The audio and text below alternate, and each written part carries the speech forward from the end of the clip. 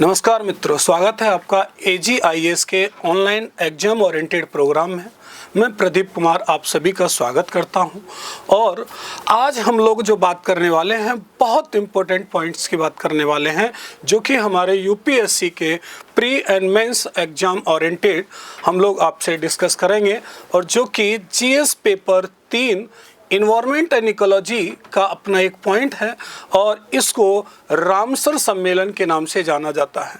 अभी हाल ही में हमारे भारत सरकार के द्वारा रामसर सम्मेलन, जो कि ईरान का एक प्रमुख सम्मेलन माना जाता है, जो कि वैश्विक आधार पर वेटलैंड एरियाओं को प्रोटेक्ट एंड उसका मैनेजमेंट करने का काम करता है।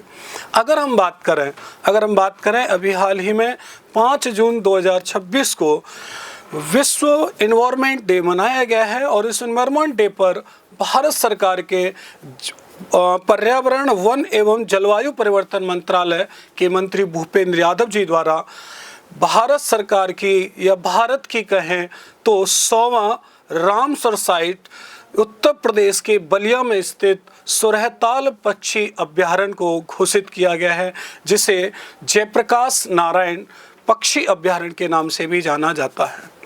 ये तो रहा अभी हाल ही का जो हमने आपको बताया, लेकिन अगर और हम बात करें थोड़ा सा इसका कि भारत का ये 100वां है, लेकिन उत्तर प्रदेश का बेटा ये 13वां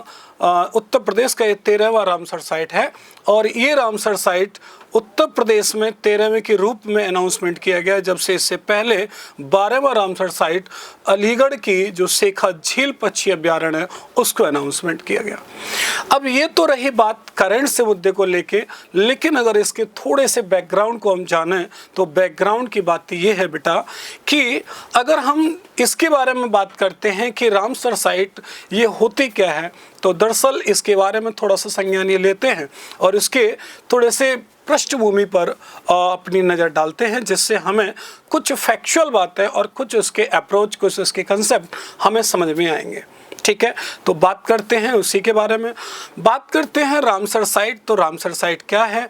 तो रामसर साइट अगर हम बात करें, ये ईरान का एक रामसर नाम से शहर है, जिसमें 2 फरवरी 1971 को वैश्विक आधार पर वेटलैंड एरियाओं को प्रोटेक्ट एंड मैनेजमेंट करने के लिए एक समिट अनाउंसमेंट किया गया और इस समिट में आप देखेंगे तो यहाँ पर ये एक असाइनमेंट किया गया कि जितने भी वर्ल्ड बेसिस हमारी रामसर साइट होंगी, रामसर साइट वेटलैंड एरिया है और वेटलैंड एरिया का मतलब है कि जहां हाइड्रोस्फीयर और लिथोस्फीयर का इकोटोन एरिया, जहां पर आप देखेंगे फ्लोरा एंड फ्योना इन दोनों की स्पीसीज को हमें प्रोटेक्ट करना है, जिससे हमारा एनवायरनमेंट काफ़ी अच्छा बेहतर बना रहेगा, जिसके द्वारा हमारे वैश्विक स्तर पर जितने भी इफ़ेक्टेड हमें देखने को मिलते हैं, जिसको हम लोग ग्रीन हाउस इफेक्टेड कहें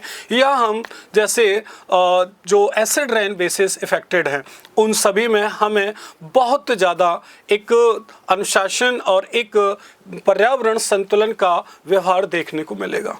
बात समझ में आई है? इसके अलावा अगर हम बात करें बेटा, तो जो रामसर साइट अनाउंस की गई, इस रामसर साइट का एक बेस जो मतलब था वो यही था कि जितनी भी हमारी आर्द्र भूमियाँ हैं वैश्विक स्तर पर उन्हें क्या किया जाए, संरक्षित किया जाए, जो कि हमारे पर्यावरण संतुलन के लिए बहुत आवश्यक है। अब यहाँ बात ये की गई कि अगर हम अब देखते हैं तो ये रामसर साइट को अभी टोटल वैश्विक स्तर पर देखा जाए तो लगभग 2500 रामसर साइट हमारे वैश्विक स्तर पर है, जिसमें पहले स्थान पर हमें यूके के हैं, जिसमें 176 रामसर साइट देखने को मिलेंगी। और अगर बात करें सेकंड नंबर पर तो हमारा मैक्सिको है, जिसमें 144 रामसर साइट हैं। और अगर हम बात करें अपने भारत की, तो भारत में भी 100वीं रामसर साइट अभी हाल ही में अनाउंसमेंट की गई है। अब थोड़ा सी और हम बात कर लेते हैं कि जो रामसर साइट हैं, ये रामसर साइट का भारत में परिदृश्य ये रहा कि भारत इस रामसर साइट कन्वेंशन में जो शामिल हुआ वो 1 फरवरी 1982 यानी कि 1 फरवरी 1982 को इसमें शामिल हुआ।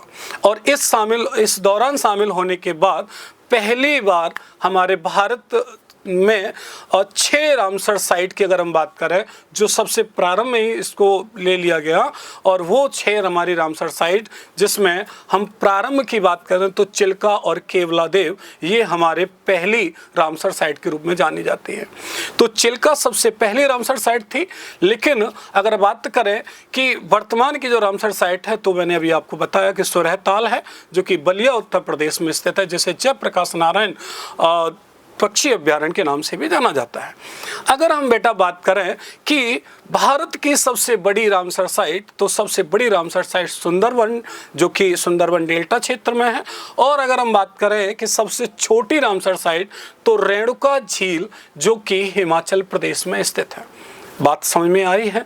तो यहाँ हम लोग इसके बारे में, जो परिदृश्य के बारे में बात कर रहे हैं, ये हमारे लिए बहुत इंपॉर्टेंट है कि रामसर साइट और इन्वायरमेंट से रिलेटेड जो हमारे पॉइंट्स हैं वो यहाँ से काफ़ी क्लियर होते हैं। ठीक है। अब इसके अलावा भी अगर हम बात करें तो अभी रामसर साइट को लेके ही एक डे भी मनाया जाता है, और उस डे को हम लोग बोलते हैं वर्ल्ड वेटलैंड डे, जो कि 2 फरवरी को मनाया जाता है। अगर हम बात करें कि वेटलैंड डे मनाने की शुरुआत सबसे पहले 1997 से की गई है, जिसके बाद लगातार मनाया जा रहा है। और यहाँ पर जितनी भी हमारी जो फ्लोरा और फ्योना जो स्पेसीज हैं, उनको प्रोटेक्ट किया जा रहा है, जो कि पर्यावरण संतुलन के लिए अहम योगदान देती हैं। ये हमने बताया आपको कि रामसर साइट से रिलेटेड बातें हैं। बट यहीं पर एक बात और कर दें कि जो अभी मैंने बताया कि वर्ल्ड इन्वायरमेंट डे, क्या बेटा? वर्ल्ड इन्वायरमेंट डे, जो कि 53वां यानी कि 53वां विश्व पर्यावरण दिवस अभी हाल ही में मनाया गया है। बात क्लियर है? तो इसके लिए एक थीम इन्होंने अभी जारी की। उस थीम का मतलब था कि इंस्पायर्ड ऑफ नेचर। ये ध्यान रखना है, जो मैं बोल रहा हूँ बहुत इंपॉर्टेंट है, और ये पूछे भी गए हैं प्री एग्जाम से रिलेटेड भी, और मेंस में भी इसका रोल होता है। तो inspired of nature our climate for climate and for our future की बात करें, तो यहाँ पर ये हमें देखने को मिलेगा। ठीक है। तो अभी के लिए आज हम इतनी ही बात आपको बताते हैं। नेक्स्ट सेशन में आपसे मिलेंगे तो फिर एक नए अंदाज के साथ और एक नए इश्यूज के साथ लेके मिलेंगे, जो कि प्री और मेंस एग्जाम के लिए बहुत इंपॉर्टेंट होगा। ठीक है। हमें आप जितना भी हम लोग आपको ओरिएंटेड, जो भी ओरिएंटेड हमारा प्रोग्राम है, उस प्रोग्राम को आप ज्वाइन करें, शेयर करें, लाइक करें, सब्सक्राइब करें, और ज़्यादा से ज़्यादा हमारे सपोर्ट करने का प्रयास करें। ठीक है। जय हिंद, जय भारत।